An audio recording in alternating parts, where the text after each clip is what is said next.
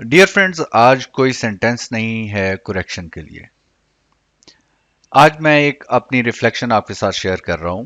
एक बड़ा frequent question है हर स्टूडेंट का कि पढ़ते हैं याद नहीं रहता क्या पढ़ा है, लिखने बैठते हैं लिखा नहीं जाता, बोलने लगते हैं बोला नहीं जाता, पढ़ा बहुत कुछ होता है, सब कुछ भूल क्यों जाता है, जो हमने पढ़ा है वो हमारे पास क्यों नहीं रहता।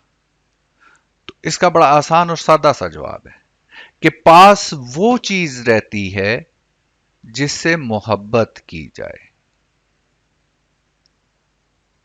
अफराद में वही अफराद हमारे पास रहते हैं जिनसे हम मोहब्बत करते हैं।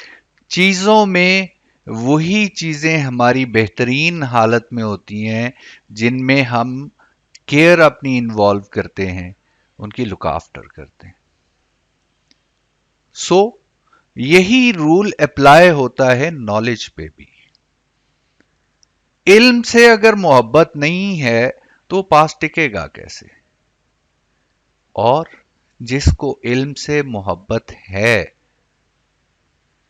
इल्म उसके पास रहेगा, उसको छोड़ के नहीं जाएगा।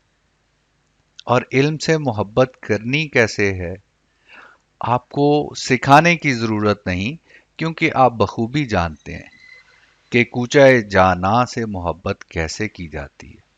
उससे बढ़ के इल्म से मोहब्बत कीजिए, इल्म आपके पास रहेगा। See you in the next video.